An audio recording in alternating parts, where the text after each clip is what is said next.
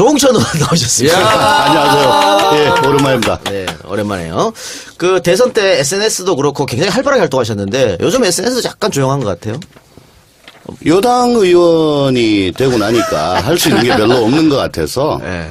예, 고양이 사진이나 올리고 그러고 있습니다. 여당으로서 품격을 지키고 계시는 것 같아요. 품격이라기보다는 뭐 조금 생각에 차이가 있고 다름이 있다고 해서 그걸 야당 때처럼 뭐 여과되지 않고 마구 쏟아내서 국정 운영에 뭔 도움이 되겠습니까? 저한테는 다 말씀하시잖아요. 아니 그러니까 동료 의원들끼리 이런 건 좀 아쉽다. 네.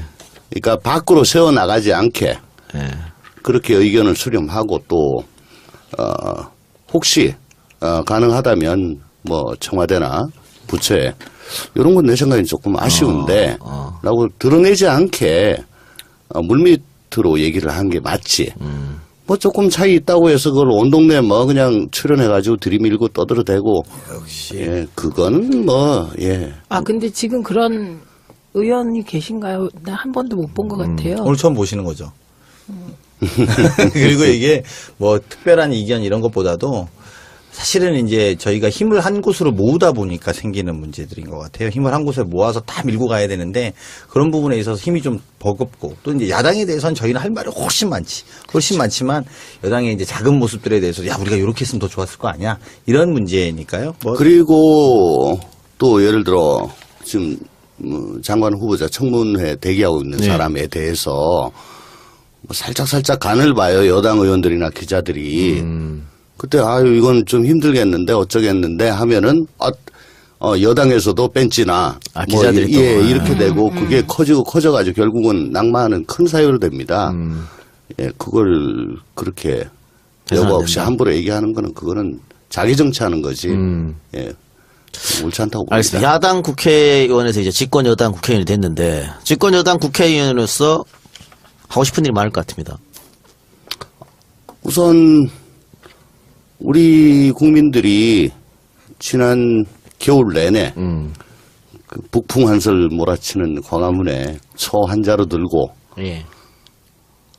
무려 몇 달을 그렇죠. 예, 지켰습니까? 광장을.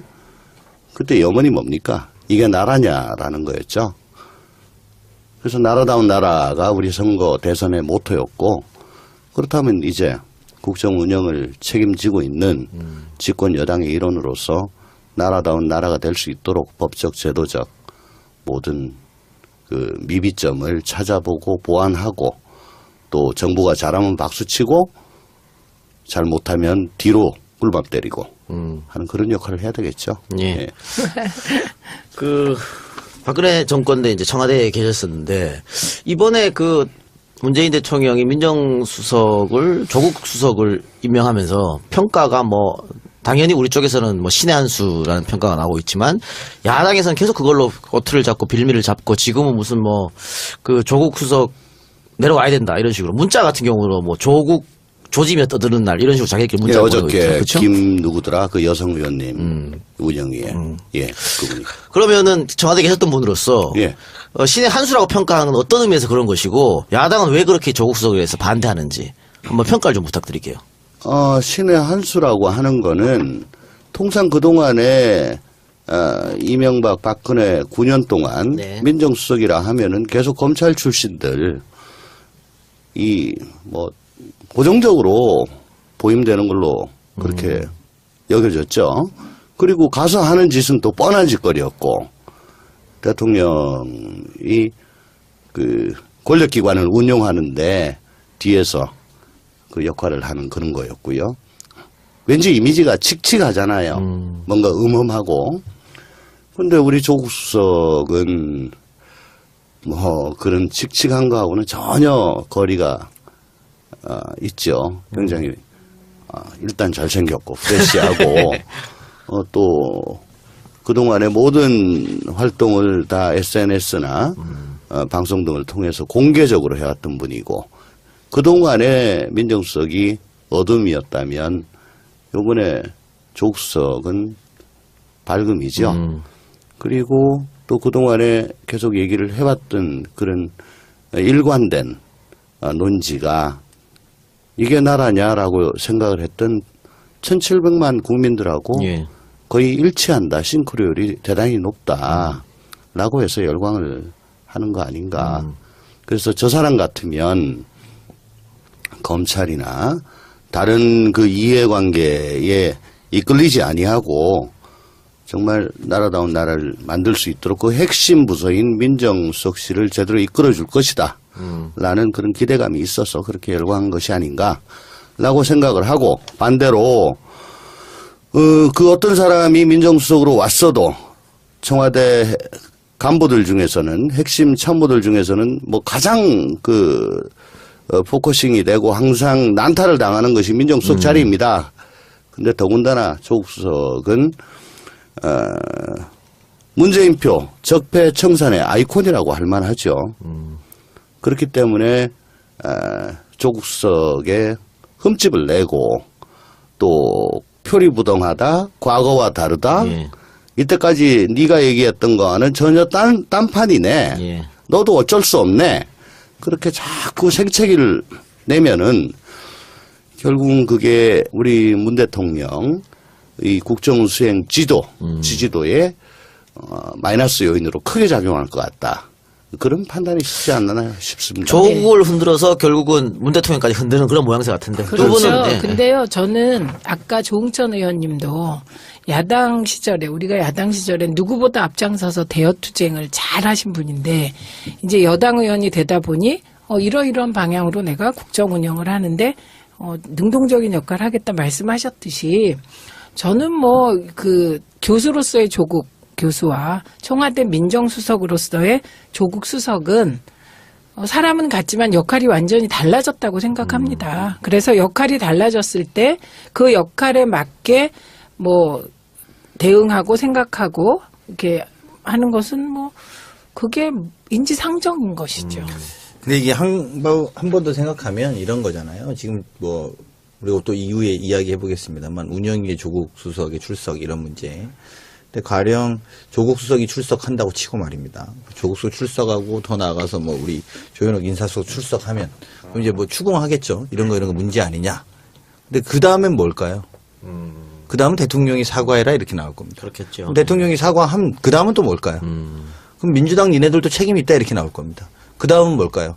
이 정권은 문제다. 이렇게 가는 프레임의 첫 단추 같은 거예요. 그래서 조국 흔들기가. 그렇죠. 그러니까 이게 그러면 이제 실제로 그럼 조국이 사과했으니까 우리가 국정 운영에 흔쾌히 예를 들면 협력하겠다. 그게 아니죠. 그거라면 저희도 조국 수석 출석하는 게 이렇게 되게 엄청난 그런 게 아니잖아요. 근데 거기서 시작해서 그 다음에 이어지는 게 조국 수석이 사과했으니 예를 들면 출석했으니 대통령도 그러면 나와라. 이런 식으로 가는 프레임의 첫 단추라는 우리가 명심해야 될 필요가 있습니다. 방금 강 대변인께서 국회 운영 얘기했었는데 두 분 다 국회 운영에 출석하셨죠. 네, 예. 어저께. 네. 출석했었고, 이게 어떻게 된 건가요? 여야가 합의해서 열었던 겁니까? 아니면 야당만 먼저 열었다가 여당이 합류한 건가요? 제가 이제 그 부분 약간 설명을 좀 드리면 이게 국회법에 보면 국회법 49조에 보면 위원장은 각 당의 교섭단체의 간사들과 함께 협의해서 일시와 운영위원회의 개최 일시 시간 그리고 그것들을 정할 수 있다고 되어 있어요. 근데 그런 것이 무시된 거예요. 왜 무시됐냐? 우리 국회 운영위원회는 보통의 당 원내대표와 원내수석부대표가 참석하고 원내 지도부가 참석하는 게 국회 운영위원회입니다. 근데 우리 당은 박홍근 의원이 이제 가령 원내수석인데 수석이 간사로 뽑히는 과정이 있어야 간사들하고 협의해서 이 개회와 열시를 연다라는 것이죠. 그러면 협의하지 않고는 이야기가 전혀 된 적이 없이 일방적으로 위원장이 개최 요구의 의원들이 있어서 요구를 했다 이런 겁니다. 그래서 어제 이제 그렇게 해서 열기 시작한 거예요. 그러다 보니까 안건도 합의를 했어야 되거든요. 근데 안건이 없어요. 저는 국회의원 되고 나서 처음 봤어요. 이번 제1차 국회 운영위원회 회의 안건 없음. 어제 안건이 없어. 어제 저희가 운영위 회의장에 들어가니까 민경욱 의원이 이제 혼자서 발언을 한번 막 시작했어요. 네. 듣다 보니까 이건 아예 KBS 아나운서처럼 이만큼 들고 와가지고 성명서 읽듯이 그냥 막 낭독을 하더라고요. 여러 가지 방향이겠죠. 워싱턴 얘기도 하고 아니 지금 이 뭐 하는 거냐. 그랬더니 의사진흥반은 이런 내용이 어떻게 포함이 되냐. 그랬더니 그때 정우택 잠정적 위원장이 이건 자유발언이다 라고 하더라고. 근데 제가 자유발언이란 거는 국회에서 들어본 적이 없어요. 되게 보면은 안건과 관련해서 발언을 하고 그 사이사이에 의사 진행과 관련해서 하는 의사 진행 발언. 우리 누님, 네. 최민희 의원님. 들어보셨어요? 자유발언. 정식으로 개최된 상임위에서 자유발언을 하는 거야. 없어요. 처음 네, 들어봤어요. 이 부분은 또 국회법 60조에 의거해서 이것도 불법입니다. 네. 위반입니다. 무슨 말이냐면 국회 발언은 각 당이 상의해서 간사들이 상의해서 15분 이내로 하는 것들을 위원장이 조정하게 돼 있어요. 그러면 이제 여당 한 번 하고 야당 한 번 하고 보통 이제 이런 식으로 조정을 해서 뭐 3분에서 5분 사이로 해라. 자유 발언은 최초의 일이에요. 그래서 한 열 몇 장 써갖고 와서 읽는 거야. 그냥 기자회견문처럼. 그러니까 이게 뭐 하는 겁니까? 우리 박홍근 수석이 앉자마자 그 문제 제기를 했고 가만히 있으세요. 이제 이러면서 그 어제 그러니까 뭐 늦게 급성사나운 모습이 왔더니 된 거죠. 늦게 와가놓고 뭔 소리냐 그러면서 계속 읽고 그러니까 이제 우리가 막 그러니까 그럼 니네들도 자유 발언해라. 그래서 어쨌든 우리도 발언을 해서 이 부당함을 알려야 되겠기에 말은 하는 거지만 자유 발언 얘기를 하면서도 자유 발언 이게 뭐냐. 나 정말 그러니까. 듣도 보도 못한 거야. 그래서 어이없어가지고 여당 의원들이 그렇게 하려면 정론관 가서 해라. 그렇죠. 그랬더니 예. 늦게 온 주제에 뭐 하는 거냐 이런 식으로 이제 예. 공방이 오갔다고 그랬는데 그 민경호 의원 청와대 대변인 출신이잖아요. 네. 혹시 같이 근무했었습니까? 예, 윤창중 대변인이 그런 사건으로. 그러니까 출범하고 한 2달 네. 정도 있다가 날라갔잖아요. 예. 그 후임으로 왔어요. 아. 그러니까 2013년 아마 5월경에 왔고 그래서 제가 날라간 2014년 4월까지 약 1년간 같이 했었네. 같이 근무했죠.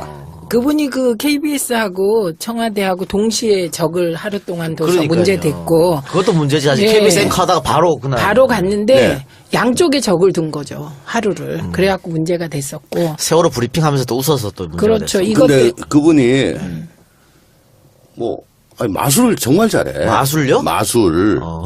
뭐 이러면 아니 진짜. 이런 거 재밌다, 이런 거. 불이 확 나오고. 진짜요? 실제로 마술을 그러니까 잘해. 비둘기 말고는 다 나와.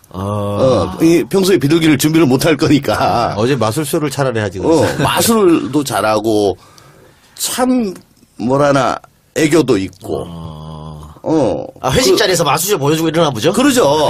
그러면 또 막 까르르대고 막 그래. 그리고 와이당도 잘하고 정말 프렌들리한 분이야. 근데 어저께 나 깜짝 놀랐어. 와, 졸지에 반민주 투사가 돼가지고 야, 막 선봉에 서서 그런 거 보고 깜짝 놀랐어. 말은 다 선봉에 서서 민주 들어갔는데 반민주 반민주 투사의 아니 선봉. 민주당에 반대하는 거니까. 예. 계속하지 아까 얘기하다가 중간됐잖아. 그래서 이분 때문에 이경재 방통위원장이 날라갔죠. 아 그래요? 예, 이분 이게 때문에 어떻게 나온 된 거예요? 거냐면 그 방통위 국감할 때 저희가 물었어요. 민경욱 대변인이 이렇게 KBS 앵커 하다가 바로 청와대 대변인으로 가는 거 어떻게 생각하냐. 그러더니 이경재 방통위원장이 나이가 드셔서 그러신지 적절하지 않다고 생각합니다. 그런 거예요. 그래갖고 그거를 이제 BH에서 말하자면 문고리 3인방에 보다가 경로했다는 거죠. 네. 그래갖고 이경재 위원장이 잘렸어요. 그러고서 이제 국회 잘리고 인사하러 오셔서 저하고 저한테 당신의 그 질문에 내가 제대로 답해서 잘렸다. 그러셨어요. 아니 이경재 위원장은 방통위가 그 대단히 중요한 자리인데 네. 자기는 그 중요성을 잘 모르고 갔던 것 같아. 나중에 친박 보훈 인사였죠. 나중에 얘기 들어보니까 아니 뭐 장관도 아니고 뭐 위원장이 뭐야 이거 뭐. 그래가지고 막 입이 한 서너 발 나와 있었지. 그래서 약간 짝다리 짚고 껌 좀 씹고 원래 좀 그랬어요 그때. 그래서 말을 좀 우리 구미에 맞는 야당 구미에 맞는 답변을 많이 하셨어요. 근데 그게 결정적이었고 근데 경로했다 그랬어요. 이경재 위원장이 이제 국회의원 출신이기도 하고 친박 보훈 인사로 들어갔는데 문고리 3방이 세긴 세네요. 한마디 날려버리네. 세다니까. 엄청 세지. 근데 왜 문고리들 중에 두 분은 왜 아직도 그러니까. 이렇게 옥체 보존하고 계세요? 10월 29일 날, 작년 10월 29일 날, 정호승이 집이 압수수색됐죠. 네. 그리고 10월 30일 날 최순실이 들어왔고, 그리고서, 구속이 11월 1일 날인가 됩니다. 정호성도 고직 후에 되고, 그리고선 11월 6일인가 이제만 안봉근 집을 압수수색해요. 그 사이에 다. 다 없앤 거죠. 가능성은 없습니까? 앞으로 그러면? 그래서 제가 청와대 경대가 증거의 보고다. 저기 들어가야 된다. 계속 얘기했잖아요. 청와대가. 근데 파쇄기 수십 대 사가지고 달달달 다 갈아버리고 디가우징하고, 응? 우리 황교안 대행이 정말 빛나는 업적 아닙니까? 네. 예, 그거, 그 다음 특검 수사기관 그 연장 안 해주고 이 정도면 많이 묻다. 고마해라.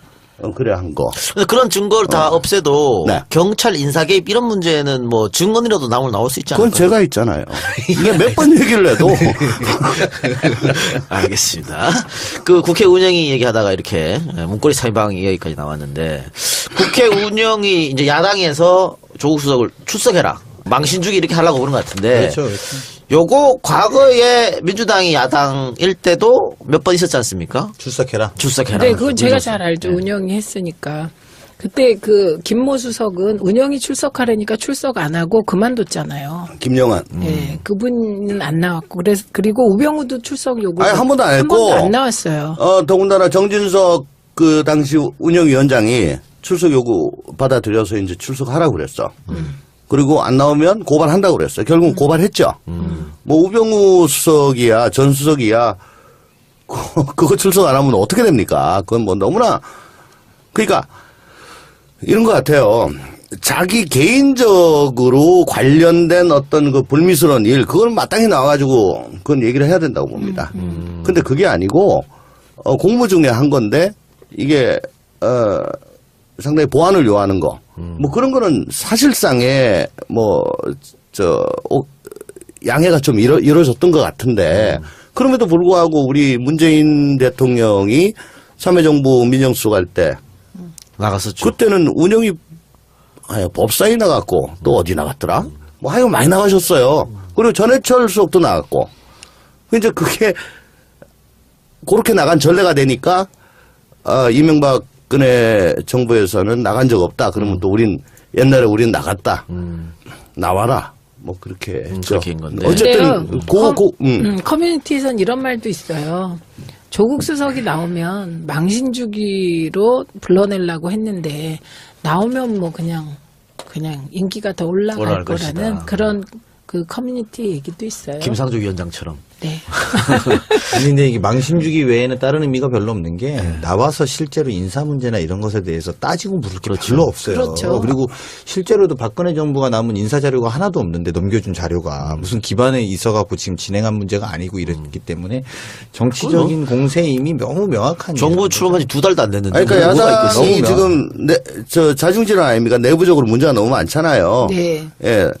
대선 패배 책임론, 그다음 그로 인한 당 개편, 재편, 또 현재 지지율이 10% 밑인 경우가 많죠. 이런 내우를 밖으로 돌려가지고 김빼기 하는. 그때 김영환 수석이 불참한 건 그게 정인의 문건 나 때문에. 때문에. 예. 정인의 문건 때문에 오라 나 그랬던 때문에, 거죠. 예. 그렇게 해서 김기춘 실장도 나오라고 했는데 안 나왔잖아요. 네. 김기춘 실장이 이 사람이 내 말을 안 듣는다고 이건 있을 수 없는 일이라고 그때 그랬죠. 그게 뭔가 김영환 수석은 자기가 관여한 일이 아닌데도 불구하고 너보고 다 뒤집어 쓰라 하니까 안 나온 건가요? 네, 그 어떻게 된 그렇죠.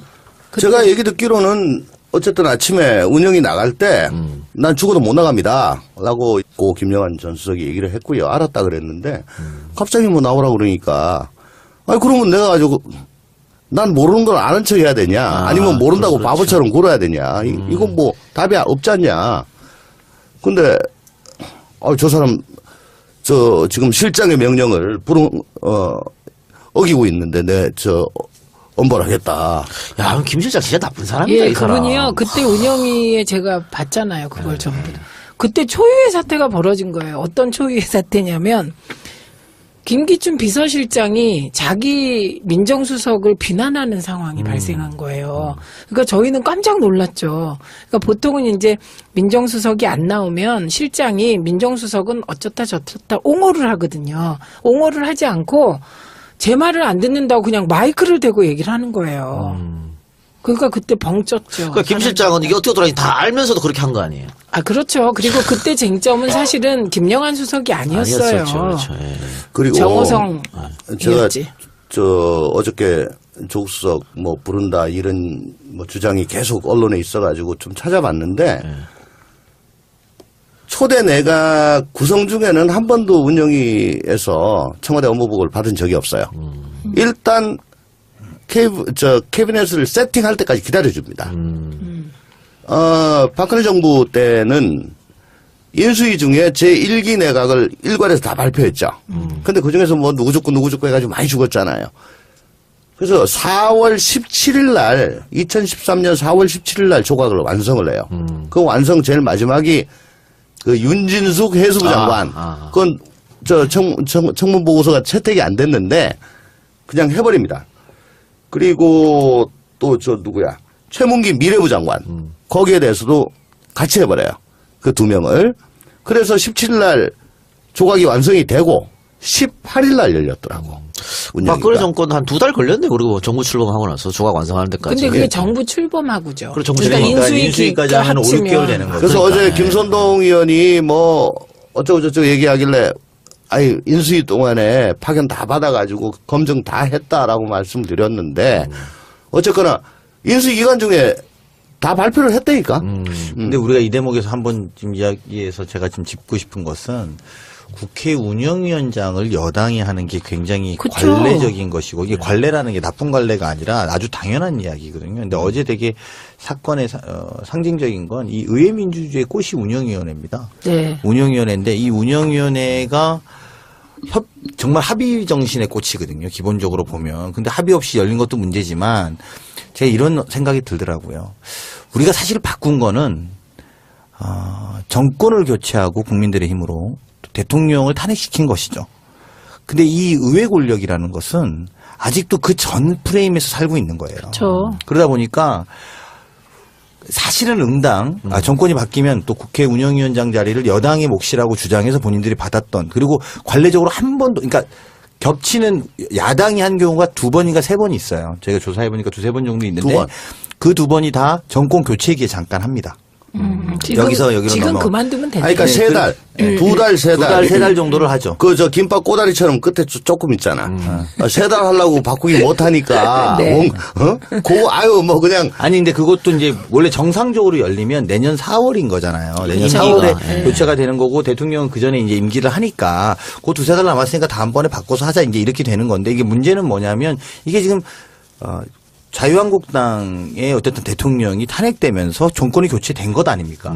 그럼 사실 남은 기간에 대해서도 본인들이 우리도 책임이 있다. 이 문제에 대해서 사실 겸허하게 나오면서 운영위원장을 내가 내려놓겠다. 이렇게 하는 게 제가 볼 때 굉장히 순리고 당연한 거거든요. 근데 그것까지 못하는 것도 저는 100번 양보해서 뭐 그렇다 쳐요. 우리 싸워야 될 문제라고 생각합니다. 개인적으로는. 예. 근데 양보할 수는 없다고 생각합니다만 근데도 불구하고 그걸 가지고 또 이용해서 현 정부를 흔들어내는 데다가 또 거기다 쓰고 있는 것은 아주 심각한 문제입니다. 그래서 아직도 본인들은 탄핵 전이라니까요. 그러니까 자한당스러운 거죠. 네, 아직도 탄핵 전이에요. 13대 국회, 민주화된 13대 국회 이후로는 운영위원장, 정보위원장 모두 다 여당했어요. 그 김밥 꼬다리 3달씩 2번 빼놓고. 그리고, 작년 원구성 당시에도 예. 우리 더불어민주당이 원내 제1당이었습니다. 일당이 됐는데 예. 국회 근데 운영위원장은 정진석 당시 원내대표 청와대를 책임지는 운영위는 무조건 여당이 해야 된다. 그래가지고 그래 일리 있네. 관행이고 관례고. 저 드렸다고. 20대 원구생 할 때. 예. 네, 네. 그래, 그래서 그때도 좀 아쉽다는 얘기가 또 우리 지지자들은 많이 있었어요. 네. 아니 운영위원회- 어쨌거나 예, 간에 그러니까. 운영위와 정보비 그러니까 대통령 비서실 안보실 경호실을 담당하는 또 더구나 또 국회를 담당하는 운영위 그건 아까 우리 강훈식 대변인이 얘기했지만 의회 민주주의 그게 상징이거든요. 근데 근데, 지금 예. 둘 다 새누리당이죠. 구새누리당. 예, 구세대를 이철우, 가지고 갔는데 정우택. 예. 이게 그 강대빈의 말처럼 자유한국당이 반성하고 양보하고 하면 이제 순리가 돌아가겠지만 절대 안 할 것 같은데 어떻게 봐요? 안 할 것 같아요. 사실은 정말 답답하고 이거 어디 가서 정말 하소연하고 싶어요. 그게 현실적으로는 방법이 없는 거잖아요. 아니 원구성 협상 해야 되는 건데 아니 전 후반기에서 임기가 2년이다. 그거 가지고 지금 하는 건데요. 우선 정상적이었으면 내년 원구성이 되니까 2년이 되죠. 꼬다리 조금 남지만 그렇지만은 촛불혁명 탄핵이라는 정말 어마어마한 일이 일어났고 또 정권교체가 평화적으로 일어났지 않습니까? 거기에 맞춰야죠. 2년이 중요한 게 아닙니다. 그러니까요. 그래서 어제 제가 우리 운영위원들에게 우리 강훈식 대변인한테 얘기했지만 틈나는 대로 이건 교체 요구를 계속 얘기를 해야 된다. 틈나는 대로? 계속 얘기를 해서 괴롭혀야지. 왜 운영위가 질문의 요지는 그걸 하는데 해도 안 되면 어떡할 거냐는 아니 거예요. 그러니까 위원장을 예를 들면 우리가 지금 국토교통위원장 갖고 있죠. 네. 그러니까 내줄 거 내주고 그 두 개를 받고 이런 건데 지금 그걸 안 하려고 하겠죠. 안 하겠죠. 미방위원장도 새누리 아니 지금 뭐 구새누리당이잖아요. 야당이죠. 나 아직도 이게 헷갈려. 야당 일각에서 나오는 이야기는 예규위원장 내놔라 이런 거예요. 그러니까 뭐 그냥 그렇게 막 그냥. 그러니까 지금 보세요. 법사위원장도 권성동이죠.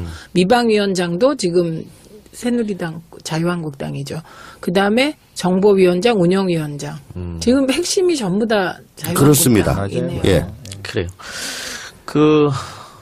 이번에 문재인 대통령도 그 인사 문제에 대해서 약간 우리가 반성이 필요하다 이런 워딩을 좀 하신 것 같아요. 네. 예, 그렇게 하면서 야당 일부 의원들도 지금 이번 정부는 인수위가 없기 때문에 우리가 이해해야 된다 이런 얘기 하는 사람도 있다 그래요. 어쨌든 네, 네. 그건 우리가 불리한 건데. 근데 뒤에서 그러죠, 뭐. 그 뒤에서 어쨌든 대통령도 그런 얘기 했었는데 그 청와대 계셨으니까 이 인사 검증은 어떻게 하면은 좀 잘 우리가 할 수 있을까요? 뭐 지금 하고 있는 것보다 좀 뭔가 시스템을 좀 바꿔야 되는 겁니까? 아니면 저는 공직기관 비서관으로 근무할 때 우리 행정관들한테 항상 그렇게 얘기했습니다. 이게 우리 고난이 아니고 우리 책임이고 우리 짐이고 이거 자칫 잘못하면은 대통령이 직격탄을 맞는 아주 위험한 일이다.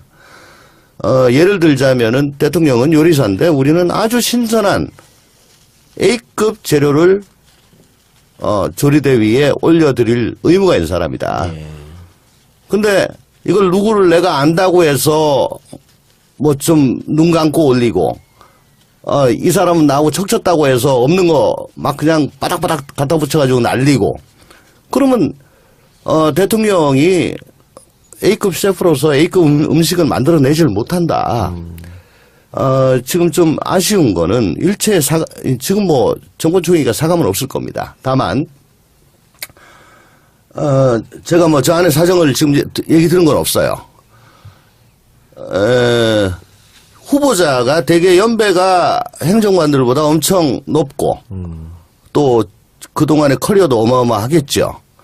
그걸 서류로만 봐가지고는 제대로 가려내기 힘듭니다. 우선 서류 다 받아서 조금이라도 이상한 거 표시 다 하고 들고 가서 인터뷰를 해야 돼요. 몇 시간 동안 해서 안면 몰수하고 죄송합니다. 어쨌든 나중에 청문회장에서 어차피 다 나올 얘기라고 생각하시고 저한테 있는 대로 얘기해 주십시오 해서 직접 대면으로 몇 시간 동안 그분 후보자와 디스커스를 하다 보면 야 이거 힘들겠다라는 답이 그냥 나와요. 근데 지금은 시간도 없고 또 좀 처음 업무를 시작하는 행정관들이 많아서 그걸 잘 못하는 것 같아요. 게다가 너무 믿는 거 아닐까요? 이런 거잖아요.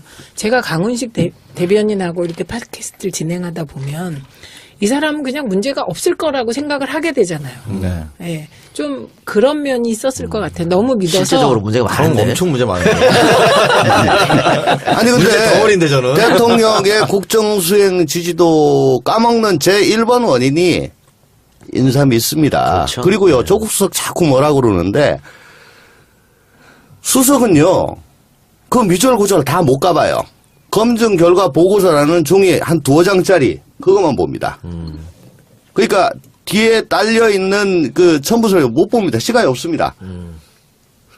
아니 검정수석이면 그렇게 할 수 있겠는데 민정수석이잖아. 인사수석이면 할 수 있는데. 딴 거 할 게 너무 많잖아. 그거 못 해요. 그러니까 밑에 행정관들이 그걸 확실하게 챙겨줘야 되고 담당 비서관이 또 그걸 걸러줘야 돼요. 그걸 하는지 안 하는지 지금 잘 모르겠습니다. 정시호님 다시 청와대 가셔야 되는 거 아니에요? 그래야 될 것 같은데요. 이거 큰일 났네. 근데 나 날리려고? 근데 그게 안 되겠다. 왜냐하면 조홍천 의원님은 국회에서 더 필요하죠. 헐. 저희는 보내드리고 싶지 않아요. 그치. 들었다 놨다 하네. 그래요. 대통령이 사실은 뭐 안경환 전 후보자죠. 법무장 후보자를 임명한 것은 검찰 개혁의 의지를 드러냈다 이런 평가가 많더라고요. 그게 그렇죠. 아마 탈검찰아 법무부에 뭐 이런 얘기가 있던데. 그것도 그렇고 예. 저는 또 이런 해석도 가능하다고 보는데 사실 안경환 후보자 같은 경우에 만약에 됐다면 말이죠. 예. 그리고 이제 본인이 뭐 검찰 개혁에 부담을 느껴서 여러 가지 사항으로 중간에 이제 낙마하신 건데 생각해보면 이런 생각이 들어요. 검찰 개혁 1, 2년으로 될까요? 제가 5년 내내 하셔야 될 거예요. 그리고 소명의식 없이 될까요? 정말 나 다 필요 없어. 이제 마지막으로 나 이거 한번 대한민국으로 해서 만들어 볼 거야. 근데 그렇게 보면 이분이 연배나 또 어떤 그 본인이 살아왔던 길이나 이런 것들에 대해서 그러니까 개인적인 문제를 제외하고 사실은 그 검찰 개혁이 굉장히 적임자였을 거라고 판단했을 가능성이 저는 굉장히 높다고 봅니다. 가령 뭐 지금 다시 또 정치인 검찰에 대한 논의도 하고 그러니까 정치인 출신 그 법무부 장관에 대한 논의도 하고 이제 이렇게 하는데 정치인 출신들이 좋긴 좋죠. 뭐 예를 들면 검증도 무사하게 좀 통과할 가능성이 높고 이렇긴 한데 사실은 대통령이나 청와대가 그걸 몰랐을까요? 저는 알았을 거라고 봅니다. 다만 검찰 개혁이 정말 중요한데 내가 예전에 민정수석에서 봤는데 이거 1, 2년으로 잠깐 하고 말 게 아닌 문제인데 5년 내내 해도 그 결과가 없을 수도 있는 문제인데 라는 생각 때문에 아마 좀 추천하지 않았나 저는 이런 생각은 좀 들더라고요. 예. 검찰 개혁 말씀하셨어요? 예.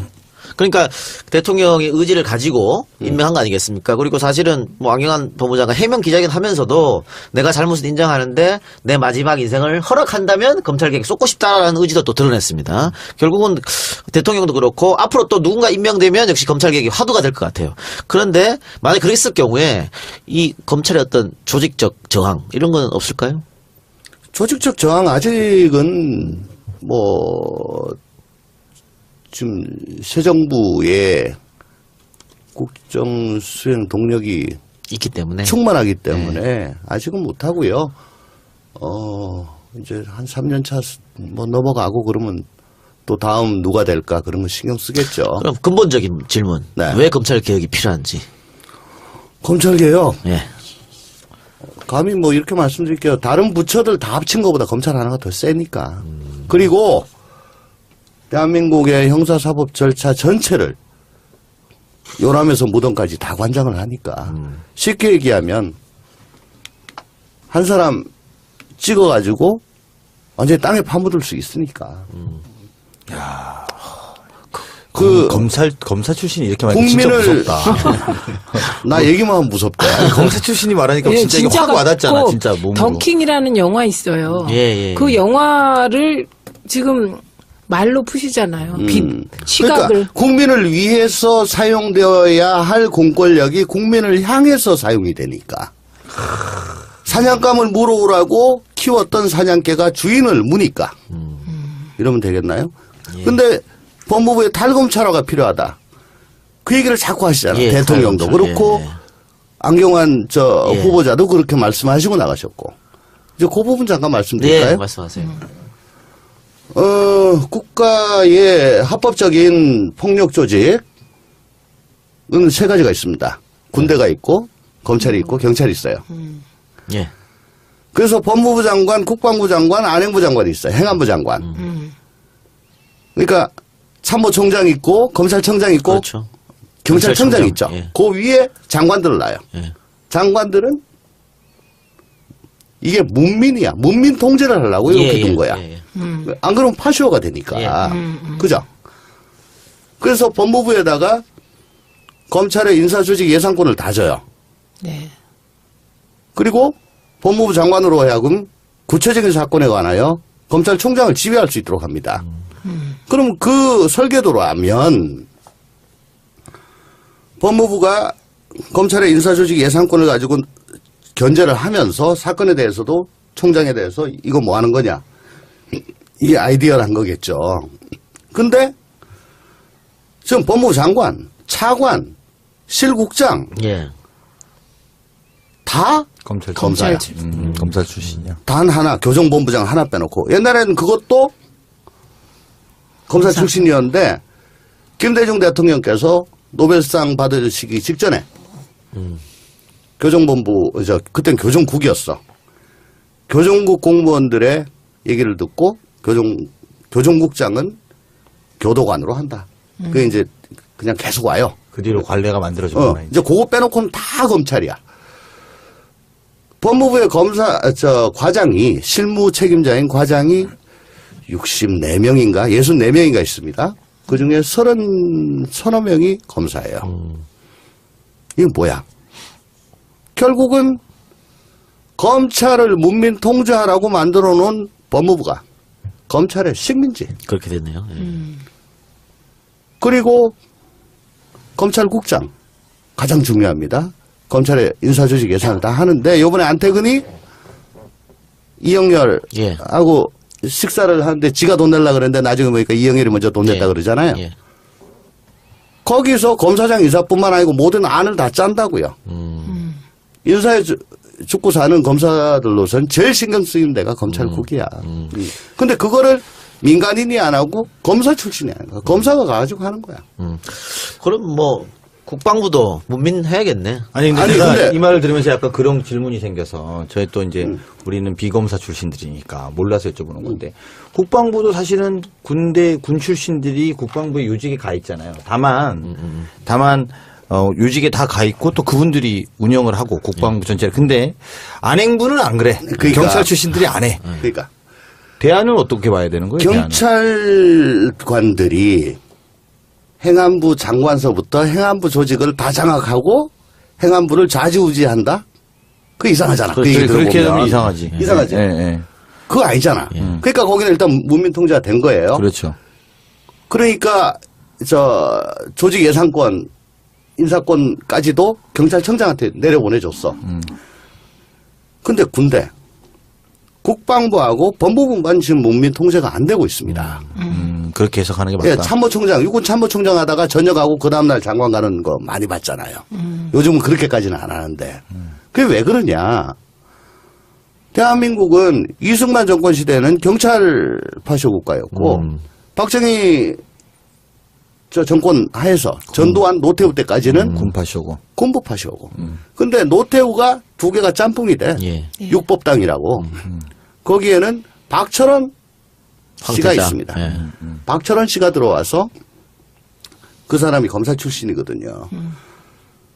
그러니까 6.29 선언 이후 형식적인 민주화가 되고 난 다음에 군을 동원한 통치가 불가능해진 거예요. 예. 그래서 합법적으로 폭력을 쓸 수 있는, 압박할 수 있는 검찰을 동원한 거예요. 그러니까 가장 중요한 쿠데타를 막기 위한 군부 세력, 또 그동안에 국가 권력의 근간이 됐던 국방부, 그 이후에 그 바통을 이어받은 검찰. 법무부. 요게 아직 문민화가 안 됐고 그 사이에 옛날 중정으로 대변되는, 그러니까 국방부와 법무부 사이에 또 중정이 있습니다. 중정, 안기부. 그러니까 이런 거를 통치의 도구로 써왔죠. 그러니까 진짜로 미국 같은 경우에도 비군인 출신이 국방부 장관 많이 하니까. 그런데 그러면 제가 이렇게 여쭐게요. 참여정부 때도 사실은 그 검찰개혁을 하려고 했고, 네. 그래서 초대 법무부 장관이 강금실 네. 장관 임명했고, 그랬는데 결과적으로 실패했단 말이에요. 그 실패한 이유는 어떻게 보십니까? 그때도 그 법무부 장관이 검찰 출신이 아니고 이렇게 했었잖아요. 아니 그때는 이상은 승고했으나 예. 검찰의 실체를 제대로 알지 못했고 그래서 액션 플랜이 없었어요. 내가 너희들 놔주고 진심으로 대해주고 그리고 니네들한테 간섭 안 할 터이니 너희들도 국민의 검찰로 돌아와라 라고 했다가 뒷다리 물린 거죠. 그러니까 저거를 이렇게 얘기하는 거죠. 그 당시의 과제는 검찰 독립이 아니라 검찰 민주화였는데 노무현 대통령께서는 검찰 독립을 그 캐치플레이즈로 내세우신 거예요. 그러니까 그때는 검찰 내부를 철저하게 민주화시켜야 되는. 예, 그러니까 약간 그 시대적으로 너무 앞선 거죠. 근데 어쨌든 그 당시에는 검찰들이 노골적으로 법무부 장관을 막 비토하고 막 그랬었지 않습니까? 처음에 뭐 왜냐하면 검찰총장보다 기수도 기수가 10개나 나지 않습니까? 예. 10기 후배가 왔어요. 예. 거기다가 뭐 검찰 전혀 모르는 여성 법조인이 왔으니까. 그러니까 이번에는 그런 분이 와도 그럴 일은 없을 것이다. 조직적으로 저항하거나 비토하거나. 조직적 저항 비토라기보다는 아주 센 분이 가야 됩니다. 처음부터 센 분이는. 정말 센 분이 가야 아니 됩니다. 그리고 조홍철로 가세요. 저요? 그럼 나 야당 의원 할래. 아니 우리가 여당 의원 할래. 우리가 이런 이야기 많이 했는데 조홍천 의원을 법무부 장관으로 올렸다가 야당이 먹잇감으로 주자 바톤 터치하자. 이게 이제 제가 이렇게 아니, 개인적으로 조홍천 의원하고 친해갖고 이런 농담을 한 적이 저는 있는데 정윤회 문건 사건이 아직 대법원에 있습니다. 아직 피고인입니다. 작년 4월 달에 항소심 무전하고 고적시 상고를 했는데 1년 훨씬 넘도록 뭐 판결을 안 내주니까 아직 피고인입니다. 그러니까 정권 교체의 혜택을 수혜를 가장 많이 입으실 분이 되겠습니다. 뭐 알겠습니다. 제가요? 저 원래 무죄예요. 원래 무죄. 예, 그럼요. 예. 자, 그리고 국정농단 사건이 이제 한참 재판 중이에요. 구속된 사람들도 뭐 거의 다 구속됐지 뭐. 근데 구속 안 된 사람이 지금 우병우. 불구속 상태에서 재판을 받고 있고 지난주인가요? 첫 재판 했죠. 첫 재판 했고 그리고 정유라 2번이나 구속영장을 청구했는데 마찬가지 우병우랑 똑같습니다. 2번 청구했는데 2번 다 기각. 정유라 기각은 왜 어제 기각 났는데 2번째 기각이 왜 정유라는 기각이 났다고 보세요? 그러니까 결국은 증거입니다. 증거. 증거 없이 진술로만 하면은 그 나중에 번복하고 거꾸로 가면 다 무죄나요. 근데 우병우 보세요. 그 빈박스 들고 나오는 압수수색 예. 기억나시죠? 예. 그리고 몇 달 지난 다음에 압구정동 현대아파트 가가지고 휴대폰 갖고 왔는데 깡통이더라. 기억나시죠? 예. 휴대폰 압수수색 안 하면 아무것도 못합니다.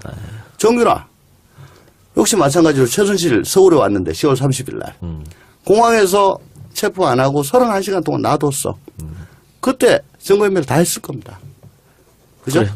정호성 비서관 휴대전화가 나오지 않았다면은 그것도 어떻게 될지 모르는 일이겠네요. 그렇죠. 지금 사건은 솔직히 안종범 수석의 수첩. 정호성의 휴대폰, 그 다음에 태블릿 PC. 태블릿 PC 그거 가지고 가는 거예요. 역시 증거가 가장 중요하다. 예. 예. 그 근거 다 없어졌지. 예. 청와대 다 갈아버렸지. 휴대폰 얘기 나왔으니까 대통령도 그러니까 박근혜 전 대통령도 그렇고 정유라도 그렇고 초등학교 때 한 10여 년 전에 만난 게 다다. 이렇게 두 사람 다 똑같이 얘기했어요. 이름 바뀐 것도 모른다. 몰랐다. 이렇게. 그런데 지금 검찰 수사 보니까 대통령과 정유라가 네. 자주 통화를 했다. 네. 엄마가 바꿔줬다. 크리스마스 때 1월 1일 날 1월 1일 날. 그건 거의 가족들이 하는 거 아니에요? 그쵸. 그러니까 10여 년 전에 만났던 사람하고 통화할 일이 없잖아. 아이, 그쵸. 그거 다 거짓말. 다 거짓말이 된 거잖아요. 40년 동안, 40년 지기 최순실의 딸. 예, 그러니까 그냥 이모였던 거죠. 아니, 정유라도 저번에 덴마크에서 압송될 때 그 인천공항 그 게이트에서 기자들 쫙 섰잖아. 박근혜 대통령 뭐 잘 아냐 그러니까 초딩 때 한번 그래요? 뵌 거 말고는 없다고 입을 맞춘 거죠. 그러니까 연기를 잘하더라고. 그러니까 발연기가 아니더라고. 변호인이 갔잖아요. 예, 최순실 아주 변호인. 진짜 연기를 잘하더라고. 우리 조홍천은 뒤에 이제 선악이 있어가지고 우리가 시간이 한 3분밖에 안 남았는데 예. 네. 그래서 중요한 질문 몇 가지, 항상 궁금한 거 몇 가지만 좀 여쭤보겠습니다. 일단, 윤석열 지검장이 임명이 되고 나서 청와대에서 뭐 그 국정농단 사태 혹은 정윤의 문건에 대한 재수사 이야기를 좀 했습니다. 근데 지금 전혀 움직임이 없는 것처럼 보이거든요. 이거는 어떻게? 윤석열 검사장이 직접 수사를 할 수는 없죠. 예. 지검장은 수사 지휘를 합니다. 그러면 실제 움직이는 사람이 누구예요? 평검사하고 부장검사예요. 그러니까 그게 수사팀이 되는 거야. 예. 아직 2월 달에 인사가 있어야 되는데 지금까지 인사가 안 되고 있습니다. 인사가 안 돼서. 그러면 법무장관 인사되면 총장. 검찰총장 예. 대통령한테 제청하고 예. 그러면 이제 다시 임명하고 그럼 그 밑에 고검장 인사하고 검사장 인사하고 그 다음에 차장 이하 검사들 인사를 해요. 그래야 팀이 꾸려질 거 아닙니까? 그러네. 지금 수사를 시키면 한 달 하다가 딴 데 발령이 나야 돼. 그럴 수 있겠네요.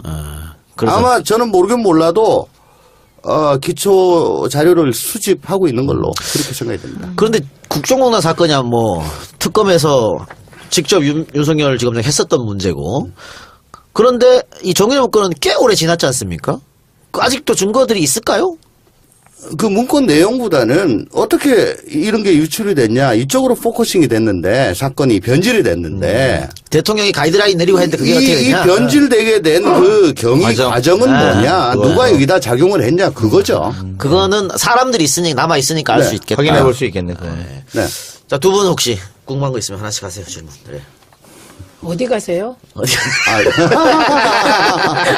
제가 알아요, 제가. 어. 오래전 친구들하고 선약이 오래전에 잡혀가지고 어디 뭐 제가 오늘 안 그래도 끝까지 다 하자고 저 개인적으로 조홍천 의원하고 형 동생으로 친한 관계라서 형님 왜 끝까지 다 해야지 그랬더니 아니 오늘 선약이 오래된 선약이 있어 어쩔 수 없다고 양해해달라고 이렇게 여러 번 말씀하시더라고요. 그래요. 그리고 지금 또 아까 검찰총장도 이야기하셨는데 지금 검찰총장 후보자 추천이 마감됐다면서 한 13명 후보자들 이렇게 언론에서 나오던데요. 네. 글쎄 그게 뭐 어떻게 된 건지 모르겠는데 그동안에 거명돼 왔던 분들 다 모아놓은 것 같은데요. 그냥 다. 법무부 장관이 있어야지 그 추천위원회 추천을 받고 그 중에서 3명 이상을 대통령한테 청구를 하는 거, 제청을 하는 거거든요. 근데 지금 장관이 안 계시니까. 저도 하나 그냥 궁금해서 그냥 차기 검찰총장 뭐 누가 되실지 모르겠는데 이분이 검찰 개혁하기 위해서 무엇을 똑바로 하면 된다 딱 하나만 말하면. 그러니까 검찰 개혁은 장관이 하시면 되는 거고 네. 총장은 외풍을 막아줘야 돼요. 원래 총장 하는 게 그거예요. 그러면 좋아. 법무부 장관은 뭘 딱 하면 된다 한마디로. 검찰 개혁을 위해서 이게 제일 중요하다. 제가 아까 말씀드렸죠. 형사사법 체계의 요람에서부터 무덤까지를 다 관장하고 있다고. 이걸 나눠야 돼. 힘을 견제와 분산시켜야 한다. 균형이 이루어지도록 시스템적으로. 시스템적으로 힘을 네. 분산시킬 필요가 있다. 네. 그게 법무부 장관의 중요한 미션이다. 그럼 법무부 장관은 문민이 해도 되고 또 당연히 해야 된다고 말씀하셨고. 그러니까 엄청 센 사람. 네. 네. 검찰총장은 어떻습니까? 총장은 네. 검찰 알아야겠지. 잘 알아야 검찰을 됩니까? 손금 보듯이 보면서 그들의 애환도 다독거리고 외풍도 막아주고 또 개혁도 하면서. 잘못된 조직 문화도 개선을 해야 돼요. 그럼 검찰총장은 비검찰 출신보다는 검찰 출신 낫다. 총장은 검찰 출신이 가서 그 잘못된 조직 문화부터 바꿔야 됩니다. 저는요 제일 궁금한 거. 네. 영화에 보면 두 종류의 검찰이 네, 있어요. 더킹류의 검찰이 있고 정의의 검찰이 있어요. 그런데 지금 말씀하신 그 일을 할 세고 정의로운 그런 나이든 검찰이 있나요? 검사가? 나이든 검사 중에. 나이든 검사? 조홍천 말고. 아니 저는 몇 명 알고 있어요. 아 그래요? 예. 오, 몇 명 알고 있는데 희망이에요. 그러니까 현직도 있고 전직도 있고 있어요. 근데 과연 그 사람들이 할까 좀 조마조마합니다. 정말 센 사람이 있는데 이사청문회 문제가 있어 통과가 안 돼. 근데 아주 그 험불하게 사는 사람들이어서 그 사람들 거의 뭐 거저. 조홍천 의원 나오셨습니다. 안녕하세요. 예, 오랜만입니다. 네, 오랜만에요. 그 대선 때 SNS도 그렇고 굉장히 활발하게 활동하셨는데 요즘 SNS 약간 조용한 것 같아요. 여당 의원이 되고 나니까 할 수 있는 게 별로 없는 것 같아서 네. 예, 고양이 사진이나 올리고 그러고 있습니다. 여당으로서 품격을 지키고 계시는 것 같아요. 품격이라기보다는 뭐 조금 생각의 차이가 있고 다름이 있다고 해서 그걸 야당 때처럼 뭐 여과되지 않고 마구 쏟아내서 국정 운영에 뭔 도움이 되겠습니까? 저한테는 다 말씀하시잖아요. 아니 그러니까 동료 의원들끼리 이런 건 좀 아쉽다. 네. 그러니까 밖으로 세워 나가지 않게 네. 그렇게 의견을 수렴하고 또 혹시 가능하다면 뭐 청와대나 부처에 이런 건 내 생각엔 조금 아쉬운데 라고 드러내지 않게 물밑으로 얘기를 한 게 맞지. 뭐 조금 차이 있다고 해서 그걸 온 동네 뭐 그냥 출연해가지고 들이밀고 떠들어대고. 역시. 예, 그거는 뭐, 예. 아 근데 지금 그런 의원이 계신가요? 나 한 번도 못 본 것 같아요. 오늘 처음 보시는 거죠.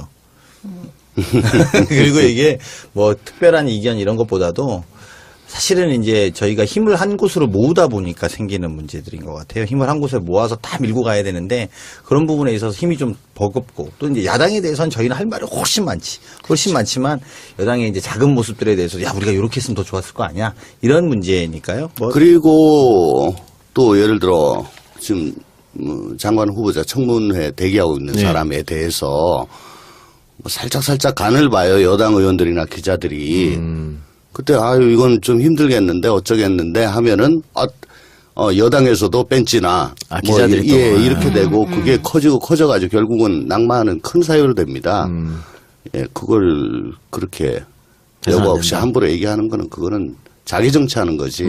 예, 옳지 않다고 봅니다. 알겠습니다. 야당 국회의원에서 이제 집권 여당 국회의원이 됐는데 집권 여당 국회의원으로서 하고 싶은 일이 많을 것 같습니다.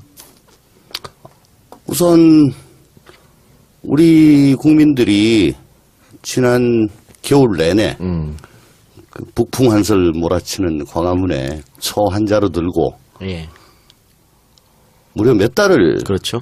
예, 지켰습니까? 광장을. 그때 염원이 뭡니까? 이게 나라냐라는 거였죠. 그래서 나라다운 나라가 우리 선거 대선의 모토였고 그렇다면 이제 국정 운영을 책임지고 있는 집권 여당의 일원으로서 나라다운 나라가 될 수 있도록 법적, 제도적 모든 그 미비점을 찾아보고 보완하고 또 정부가 잘하면 박수치고 잘못하면 뒤로 꿀밥 때리고 하는 그런 역할을 해야 되겠죠. 예. 그 박근혜 정권 때 이제 청와대에 계셨었는데 이번에 그 문재인 대통령이 민정수석을 조국 수석을 임명하면서 평가가 뭐 당연히 우리 쪽에서는 뭐 신의 한 수라는 평가가 나오고 있지만 야당에서는 계속 그걸로 꼬투리를 잡고 빌미를 잡고 지금은 무슨 뭐 그 조국 수석 내려와야 된다 이런 식으로 문자 같은 경우로 뭐 조국 조짐에 떠드는 날 이런 식으로 자기들끼리 문자 보내고 있죠. 어저께 그렇죠? 김 누구더라 그 여성 의원님 운영위에 예 그분이 그러면은 청와대에 계셨던 분으로서 예. 신의 한 수라고 평가하는 건 어떤 의미에서 그런 것이고 야당은 왜 그렇게 조국 수석에 대해서 반대하는지. 만 있으세요? 이제 이러면서 그 어제 그러니까 뭐 늦게 불성사나운 모습이 왔더니 된 거죠. 늦게 와가놓고 뭔 소리냐 그러면서 계속 읽고 그러니까 이제 우리가 막 그러니까 그럼 니네들도 자유 발언해라. 그래서 어쨌든 우리도 발언을 해서 이 부당함을 알려야 되겠기에 말은 하는 거지만 자유 발언 얘기를 하면서도 자유 발언 이게 뭐냐. 나 정말 그러니까. 듣도 보도 못한 거야. 그래서 어이없어가지고 여당 의원들이 그렇게 하려면 정론관 가서 해라. 그렇죠. 그랬더니 예. 늦게 온 주제에 뭐 하는 거냐 이런 식으로 이제 예. 공방이 오갔다고 그랬는데 그 민경호 의원 청와대 대변인 출신이잖아요. 네. 혹시 같이 근무했었습니까? 예, 저 윤창중 대변인이 그런 사건으로. 그러니까 출범하고 한 2달 예. 정도 있다가 날라갔잖아요. 예. 그 후임으로 왔어요. 그러니까 2013년 아마 5월경에 왔고 그래서 제가 날라간 2014년 4월까지 약 1년간 같이 했었네. 같이 근무했죠. 그분이 그 KBS하고 청와대하고 동시에 적을 하루 동안 둬서 그러니까요. 문제 됐고 그것도 문제지. 아직 네. KBS 앵커 하다가 바로 그날. 바로 갔는데 네. 양쪽에 적을 둔 거죠. 하루를. 그래갖고 문제가 됐었고. 세월호 브리핑하면서 또 웃어서 또 문제가 그렇죠. 됐어요. 이것 근데 때 그분이 뭐 아니, 마술을 정말 잘해. 마술요? 마술. 뭐 이러면 아니 진짜. 아, 이런 거 재밌다, 이런 거. 불이 확 나오고. 진짜요? 실제로 마술을 그러니까 잘- 비둘기 말고는 다 나와. 평소에 비둘기를 준비를 못 할 거니까. 어제 마술쇼를 차라리 하지 그랬어요. 마술도 잘하고 참 뭐라나 애교도 있고. 회식 자리에서 마술쇼 보여주고 이러나 보죠? 그러죠. 그러면 또 막 까르르대고 막 그래. 그리고 와이당도 잘하고 정말 프렌들리한 분이야. 근데 어저께 나 깜짝 놀랐어. 와, 졸제 반민주 투사가 돼가지고 야, 막 선봉에 서서 그런 거 보고 깜짝 놀랐어. 말은 다 선봉에 서서 민주 들어갔는데 반민주 반민주 투사. 투사의 아니 선봉. 민주당에 반대하는 거니까. 예. 계속하지 아까 얘기하다가 중단됐잖아. 아 그래서 이분 때문에 이경재 방통위원장이 날라갔죠. 아 그래요? 예, 이분들이 이게 나간 어떻게 거예요? 된 거냐면 그 방통위 국감할 때 저희가 물었어요. 민경욱 대변인이 이렇게 KBS 앵커 하다가 바로 청와대 대변인으로 가는 거 어떻게 생각하냐. 그러더니 이경재 방통위원장이 나이가 드셔서 그러신지 적절하지 않다고 생각합니다. 그런 거예요. 그래갖고 그거를 이제 BH에서 말하자면 문고리 3인방에 보다가 경로했다는 거죠. 네. 그래갖고 이경재 위원장이 잘렸어요. 그러고서 이제 국회 잘리고 인사하러 오셔서 저하고 저한테 당신의 그 질문에 내가 제대로 답해서 잘렸다. 그러셨어요. 아니, 이경재 위원장은 방통위가 그 대단히 중요한 자리인데. 그렇죠. 네. 자기는 그 중요성을 잘 모르고 갔던 것 같아. 아니 친박 보훈 인사였잖아요. 나중에 얘기 들어보니까, 아니, 뭐 장관도 아니고, 뭐 위원장이 뭐야, 이거 뭐. 그래가지고, 입이 서너 발 나와 있었지. 그래서 약간 짝다리 짚고 껌 좀 씹고 원래 좀 그랬어요 그때.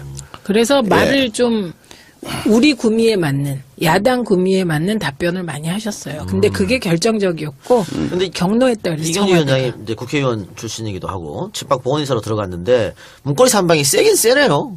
한마디 날려버리네. 아, 세다니까. 엄청 세지. 근데 왜 문고리들 중에 두 분은 왜 아직도 그러니까. 이렇게 옥체 보존하고 계세요? 10월 29일 날, 작년 10월 29일 날, 정호승이 집이 압수수색됐죠. 네. 그리고 10월 30일 날 최순실이 들어왔고, 그리고서, 구속이 11월 1일 날인가 됩니다. 정호성도 고직 후에 되고, 그리고선 11월 6일인가 이제만 안봉근 집을 압수해요. 그 사이에 다 없앤 거죠. 가능성은 없습니까 앞으로 그러면? 그래서 제가 청와대 경대가 증거의 보고다. 저기 들어가야 된다. 계속 얘기했잖아요. 청와대가. 근데 파쇄기 수십 대 사가지고 달달달 다 갈아버리고 디가우징하고, 응? 우리 황교안 대행이 정말 빛나는 업적 아닙니까? 네. 예, 그거, 그 다음 특검 수사기관 그 연장 안 해주고 이 정도면 많이 묻다. 고마해라. 그래 한 거. 근데 그런 증거를 다 없애도 네. 경찰 인사 개입 이런 문제는 뭐 증언이라도 나올 수 있지 않을까요? 그건 제가 있잖아요. 이게 몇 번 얘기를 해도. 알겠습니다. 그 국회 운영위 얘기하다가 이렇게 문고리 3인방 얘기까지 나왔는데 국회 운영이 이제 야당에서 조국 수석을 출석해라. 망신주기 이렇게 하려고 그런 것 같은데. 그렇죠. 요거 과거에 민주당이 야당일 때도 몇 번 있었지 않습니까? 출석해라. 출석해라. 네, 그건 제가 잘 알죠. 운영이 했으니까. 그때 김모 수석은 운영이 출석하려니까 출석 안 하고 그만뒀잖아요. 김영환. 네, 그분은 안 나왔고 그리고 우병우도 출석 요구 아니, 한 번도 안 했고. 한 번도 안 나왔어요. 더군다나 정진석 그 당시 운영위원장이 출석 요구 받아들여서 이제 출석하라고 그랬어. 그리고 안 나오면 고발한다고 그랬어요. 결국 고발했죠. 뭐 우병우 수석이야, 전 수석이야, 그거 출석 안 하면 어떻게 됩니까? 그건 뭐 너무나, 그러니까 이런 것 같아요. 자기 개인적으로 관련된 어떤 그 불미스러운 일, 그걸 마땅히 나와가지고 그건 얘기를 해야 된다고 봅니다. 근데 그게 아니고, 공무 중에 한 건데, 이게, 상당히 보완을 요하는 거. 뭐 그런 거는 사실상의 양해가 좀 이루어졌던 것 같은데, 그럼에도 불구하고 우리 문재인 대통령이 참여정부 민정수석 할 때, 나갔었죠. 그때는 운영이 법사위 나갔고, 또 어디 나갔더라? 뭐 하여간 많이 나가셨어요. 그리고 전해철 수석도 나갔고. 이제 그게 그렇게 나간 전례가 되니까, 이명박근혜 정부에서는 나간 적 없다. 그러면 또 옛날에 우린 나갔다. 나와라. 뭐 그렇게 했죠. 그렇게 한 건데. 어쨌든 커뮤니티에선 이런 말도 있어요. 조국 수석이 나오면 망신주기로 불러내려고 했는데 나오면 뭐 그냥 인기가 더 올라갈 올라갈 거라는 것이다. 그런 그 커뮤니티 얘기도 있어요. 김상조 위원장처럼. 네.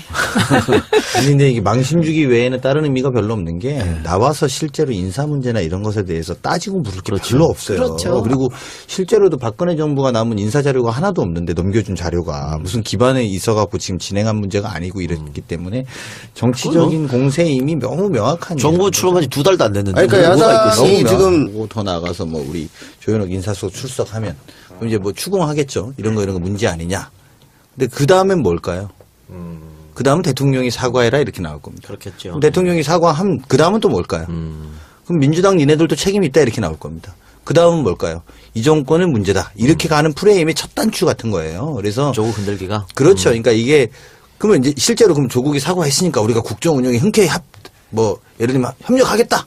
그게 아니죠. 그거라면 뭐 저희도 뭐 조국 수석 출석하는 게 뭐 이렇게 뭐 되게 뭐 엄청난 그런 게 아니잖아요. 근데 거기서 시작해서 그 다음에 이어지는 게 자, 조국 수석이 사과했으니 예를 들면 출석했으니 대통령도 그러면 나와라. 이런 식으로 가는 프레임의 첫 단추라는 우리가 명심해야 될 필요가 있습니다. 방금 강 대변인께서 국회 운영 얘기했었는데 두 분 다 국회 운영에 출석하셨죠. 네, 예. 어저께. 네. 출석했었고, 이게 어떻게 된 건가요? 여야가 합의해서 열었던 겁니까? 아니면 야당만 먼저 열었다가 여당이 합류한 건가요? 제가 이제 그 부분 약간 설명을 좀 드리면 이게 국회법에 보면 국회법 49조에 보면 위원장은 각 당의 교섭단체의 간사들과 함께 협의해서 일시와 운영위원회의 개최 일시 시간 그리고 그것들을 정할 수 있다고 되어 있어요. 근데 그런 것이 무시된 거예요. 왜 무시됐냐?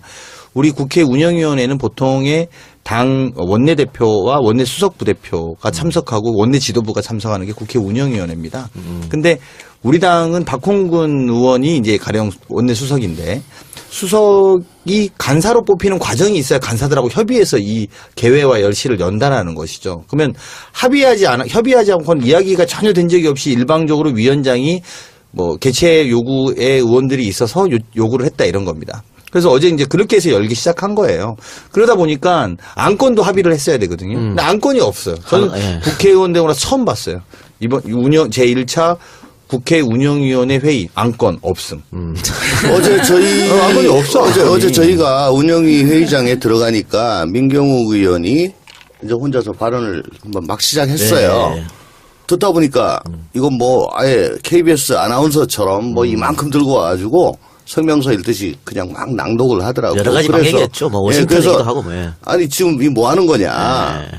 그랬더니 의사진흥반은 이런 내용이 어떻게 포함이 되냐. 그랬더니 그때 정우택 잠정적 위원장이 이건 자유발언이다 라고 하더라고. 근데 제가 자유발언이란 거는 국회에서 들어본 적이 없어요. 되게 보면은 안건과 관련해서 발언을 하고 그 사이사이에 의사 진행과 관련해서 하는 의사 진행 발언. 우리 누님, 네. 최민희 의원님 들어보셨어요? 자유발언. 정식으로 개최된 상임위에서 자유발언을 하는 거야. 없어요. 처음 네, 들어봤어요. 이 부분은 또 국회법 60조에 의거해서 이것도 불법입니다. 네. 위반입니다. 무슨 말이냐면 국회 발언은 각 당이 상의해서 간사들이 상의해서 15분 이내로 하는 것들을 위원장이 조정하게 돼 있어요. 그러면 이제 여당 한 번 하고 야당 한 번 하고 보통 이제 이런 식으로 조정을 해서 뭐 3분에서 5분 사이로 해라. 자유 발언은 최초의 일이에요. 그래서 한 열 몇 장 써갖고 와서 읽는 거야. 그냥 기자회견문처럼. 그러니까 이게 뭐 하는 겁니까? 우리 박홍근 수석이 앉자마자 그 문제 제기를 했고 한번 평가를 좀 부탁드릴게요. 신의 한 수라고 하는 거는 통상 그동안에 이명박 박근혜 9년 동안 네. 민정수석이라 하면은 계속 검찰 출신들 고정적으로 보임되는 걸로 그렇게 여겨졌죠. 그리고 가서 하는 짓은 또 뻔한 짓거리였고 대통령이 그 권력기관을 운용하는데 뒤에서 그 역할을 하는 그런 거였고요. 왠지 이미지가 칙칙하잖아요. 뭔가 음험하고.